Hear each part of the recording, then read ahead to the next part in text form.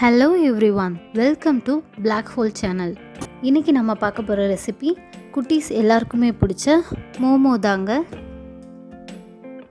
தேவையான இன்க்ரீடியன்ட்ஸ் என்னன்னு பார்த்தீங்கன்னா, இந்த ரெசிபிக்கு வீட் floor 100 gram, rice floor 100 gram ரெண்டுமே கலந்து 200 கிராம் எடுத்திருக்கேன். தேவையான அளவு உப்பு சேர்த்துக்கோங்க. ஒரு கிளாஸில் ஹாட் வாட்டர், அடுத்தது 3 முட்டை, 2 வெங்காயம், ஒரு தக்காளி, நெக்ஸ்ட்டு ஒரு மீடியம் சைஸ் லெமன் எடுத்துக்கோங்க, ஒரு முழு பூண்டு, அப்புறம் தேவையான அளவு இஞ்சி எடுத்துக்கோங்க, ஒரு கேரட், அப்புறம் 4லேருந்து 5 பீன்ஸ் எடுத்துக்கோங்க, கொஞ்சம் கொத்தமல்லி, பச்சை மிளகாய், ஒரு பச்சை மிளகாய் போதும். இதில் ரெட் சில்லி, அப்புறம் நம்ம யூஸ் பண்ணுற குழம்பு மசாலா எதுவாக இருந்தாலும் அது ரெண்டையுமே மிக்ஸ் பண்ணி 1 ஸ்பூன் எடுத்திருக்கேன். அப்புறம் ஒரு 3 ஸ்பூன் பால், சோயா சாஸ் உங்களுக்கு தேவை அப்படின்னா எடுத்துக்கலாம், இல்லைன்னா விட்டுருங்க. அப்புறம் கொஞ்சம் பெப்பர் பவுடர் 1 ஸ்பூன் போதும். எல்லாத்தையும் இந்த மாதிரி கட் பண்ணி வச்சுக்கோங்க. நம்ம ஸ்டஃப் வைக்க போகிறதுனால இது எல்லாமே குட்டி குட்டியாக கட் பண்ணணும். சரி, வாங்க குக் பண்ணலாம். ஃபஸ்ட்டு ஒரு பவுல் எடுத்துக்கோங்க. அதில் ரெடி பண்ணி வச்சுருக்க ரைஸ் அண்ட் வீட் ஃப்ளோர் எல்லாமே போட்டுட்டு தேவையான அளவு சால்ட் சேர்த்துட்டு நம்ம ஆல்ரெடி பாயில் பண்ணி வச்சுருக்க தண்ணியை கொஞ்சம் கொஞ்சமாக அதில் சேர்த்துக்கோங்க. நம்ம சப்பாத்திக்கு எப்படி மாவு பிசைவோமோ அதே மெத்தட் தான். நீங்கள் தண்ணி ஆட் பண்ணுறது கொஞ்சம் கொஞ்சமாக பார்த்து ஆட் பண்ணிக்கோங்க. மொத்தமாக தண்ணி ஊற்றிடாதீங்க. கொஞ்சம் ஓரளவு சாஃப்டாக அந்த மாவை நல்லா பிசைஞ்சிக்கோங்க. பால் ஊற்றிக்கோங்க. நான் ஏன் மைதா வச்சு மோமோ செய்யலை அப்படின்னா, மைதா உடம்புக்கு நல்லதில்லை. அதுவும் இல்லாமல் நம்ம குழந்தைங்களுக்கு அது கொடுக்குறது சுத்தமாக நல்லது கிடையாது. அதனால் இப்படி ட்ரை பண்ணலாம் அப்படின்னு நான் ட்ரை பண்ணியிருக்கேன். நல்லா தான் வந்துச்சு ரிசல்ட்டு. நீங்கள் மாவில் எண்ணெய் சேர்த்து பிசையும் போது அது உங்கள் கையில் ஒட்டாது. இதை 15 to 20 மினிட்ஸ் அப்படியே வச்சுருங்க. நெக்ஸ்ட்டு நம்ம ஒரு நான்ஸ்டிக் பேன் எடுத்துக்கலாம். எண்ணெய் ஊற்றிக்கோங்க. நான்ஸ்டிக் யூஸ் பண்ணுறதுனால எண்ணெய் கொஞ்சமாக ஊற்றினாலே போதும். பேனில் எண்ணெய் நல்லா காஞ்சதுக்கப்புறமா நம்ம கட் பண்ணி வச்சுருக்க வெங்காயத்தை ஆட் பண்ணிக்கோங்க. ஆயிலில் கொஞ்சம் நல்லா ஃப்ரை ஆகட்டும் வெங்காயம்.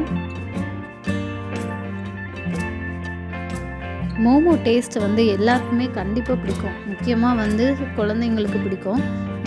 நம்ம இதில் வெஜிடபிள்ஸ் எல்லாமே ஆட் பண்ணுறோம். அதனால் இது ஹெல்தி ஃபுட் தான். அதுவும் இல்லாமல் நம்ம இதை ஃப்ரை பண்ண போகிறதில்ல, நம்ம நல்லா வேக வச்சு தான் எடுக்க போகிறோம். அதனால் குழந்தைங்களுக்கு கண்டிப்பாக இதை கொடுக்கலாம். வெங்காயம் ஓரளவு நல்லா வதங்கி கொஞ்சம் ப்ரௌன் கலரில் வரும்போது நம்ம ஆல்ரெடி கட் பண்ணி வச்சுருக்க இஞ்சி பூண்டு சேர்த்துக்கலாம். இஞ்சி பூண்டு நல்லா வதங்கும் போது அதோட ஃப்ளேவர் நல்லா வரும். அப்போ ஓரளவு நம்ம வதங்கிருச்சு அப்படின்றத கண்டுபிடிச்சிடலாம். நெக்ஸ்ட்டு அது கூட பச்சை மிளகாய் சேர்த்துக்கிறோம்.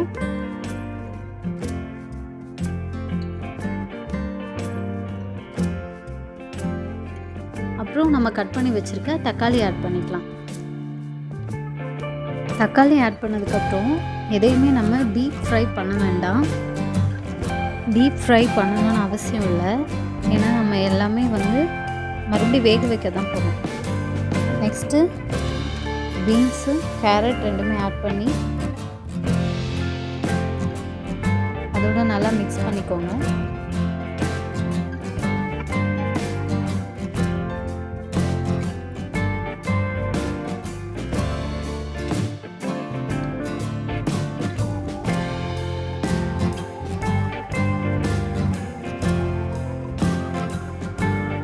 உங்களுக்கு வெஜிடபிள்ஸ் எல்லாமே கொஞ்சம் ட்ரையான மாதிரி ஃபீல் ஆகுது அப்படின்னா நம்ம ஆல்ரெடி எடுத்து வச்சுருக்கோம்ல, எண்ணெய் கொஞ்சமாக ஆட் பண்ணிக்கோங்க. சால்ட் நீங்கள் வெங்காயம் வதக்கும் போதே போடலாம். அது இன்னும் கொஞ்சம் ஃபாஸ்ட்டாகவும் வதங்கும். நான் லாஸ்ட்டில் ஆட் பண்ணியிருக்கேன்.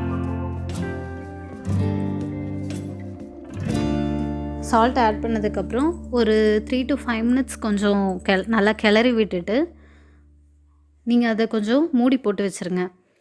மூடி போட்டு சமைக்கிறதுல நிறைய பெனிஃபிட்ஸ் இருக்குது, எல்லாருக்கும் கண்டிப்பாக தெரிஞ்சிருக்கும். அதனால் எப்போ குக் பண்ணாலுமே கொஞ்சம் மூடி வச்சு சமைக்கிற மாதிரி பார்த்துக்கோங்க. நம்மளுக்கு அதில் டைமும் மிச்சமாகும், அதுவும் இல்லாமல் சீக்கிரமாகவும் குக் ஆகும்.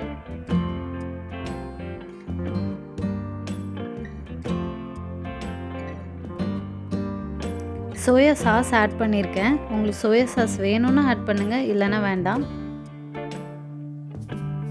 மோஸ்ட்லி நம்ம இந்த மாதிரி சாஸ் ஐட்டம் எல்லாமே வந்து நம்ம ஃப்ளேவருக்காக ஆட் பண்ணுறோம், டேஸ்ட்டுக்காக ஆட் பண்ணுறோம். ஆனால் இது எல்லாமே அவாய்ட் பண்ணுறது அவ்வளோக்கு அவ்வளோ நல்லது. நெக்ஸ்ட்டு பீட் பண்ணி வச்சுருக்க எக்கை வந்து கொஞ்சம் கொஞ்சமாக சேர்த்துக்கோங்க. எல்லாமே உடனே வந்து அந்த பொடி மாஸ் மாதிரி நீங்கள் எல்லாத்தையும் மிக்ஸ் பண்ணிடாதீங்க. எக்கை வந்து தனியாக நல்லா கொஞ்சம் வேக வச்சுட்டு அதுக்கப்புறமா நீங்கள் நம்ம ஆட் பண்ணியிருக்க வெஜிடபிள்ஸோடு மிக்ஸ் பண்ணுங்கள். இல்லைன்னா ரெண்டுமே சேர்ந்து அதோட டேஸ்ட்டே வந்து டிஃப்ரெண்ட் ஆயிரும். இப்போது எக் இல்லாமல் வெஜ் மோமோஸ் கூட நீங்கள் பண்ணலாம். நம்ம இப்போ எக் ஆட் பண்ணியிருக்கோம்ல, எக் ஆட் பண்ணாமல் நீங்கள் இந்த ஸ்டேஜோடு ஸ்டாப் பண்ணிவிட்டு கூட நீங்கள் நெக்ஸ்ட்டு அதை வந்து ஸ்டஃப் ஆரம்பிச்சிடலாம். மசாலா ஆட் பண்ணிக்கோங்க. காரம் வந்து அதிகமாக தேவையில்லை, ஏன்னா வந்து நீங்கள் சாஸ் வச்சு சாப்பிட்ணுன்னு ஆசைப்பட்டீங்க அப்படின்னா காரம் அதிகமாக தேவையில்லை. அதுவும் இல்லாமல் நம்ம குழந்தைங்களுக்கு கொடுக்கும்போது பெப்பர் வந்து எவ்வளோ நாளாக ஆட் பண்ணலாம், ஏன்னா அது நம்மளுக்கு நல்லது தான். குழந்தைங்களுக்கு கொடுக்கும்போது காரம் அதிகமாக இருந்தால் மோஸ்ட்லி நிறைய பேர் அதை விரும்ப மாட்டாங்க. அதனால் காரம் கம்மியாக ஆட் பண்ணிக்கோங்க.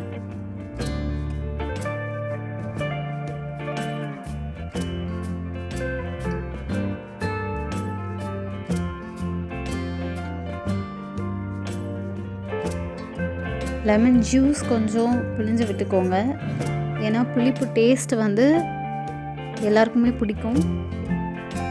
இதில் வந்து ஸ்வீட்டு, காரம், புளிப்பு எல்லாமே இருந்தால் கொஞ்சம் சாப்பிட நல்லாயிருக்கும். லாஸ்ட்டாக கொரியாண்டர் லீவ்ஸ் வந்து ஆட் பண்ணிக்கோங்க. ஸ்டஃப்க்கு இவ்வளோ தான். அப்படி இல்லை நீங்கள் சிம்பிளாக பண்ணணும்னு நினச்சிங்கன்னா நம்ம வீட்டில் வந்து கண்டிப்பாக வந்து எக் பொடி மாஸ் பண்ணுவோம்ல, வெங்காயம், தக்காளி, அப்புறம் பச்சை மிளகாய், இஞ்சிலாம் சேர்க்காம அதை மட்டும் நீங்கள் செஞ்சு கூட நீங்கள் ஈஸியாக இதை செஞ்சு முடிக்கலாம். வித்தின் ஒரு 15 to 20 மினிட்ஸில் நீங்கள் கிச்சன் விட்டு வெளியே வந்துடலாம்.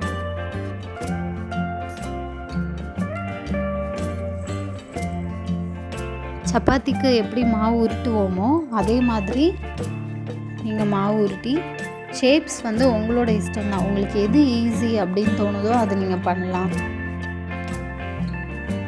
உருண்டையாக கூட பண்ணிக்கலாம். கிட்டத்தட்ட இதுவும் கொழுக்கட்டை மாதிரி தானே. நம்ம தான் புதுசாக மோமோன்னு சைனீஸ் பேர்லாம் வச்சுருக்கோம். ஆனால் நீங்கள் இந்த மாதிரி மாவு உருட்டி ஸ்டஃப் உள்ள வச்சுட்டு இது மாதிரி ஷேப்பில் வந்து க்ளோஸ் பண்ணிக்கோங்க.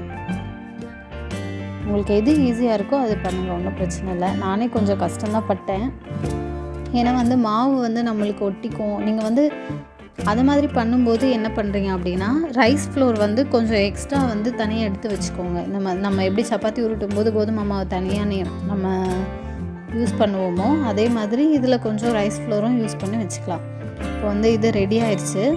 இதை வந்து நம்ம அப்படியே இட்லி தட்டில் எடுத்து வச்சு வேக வைக்க வேண்டியதான்.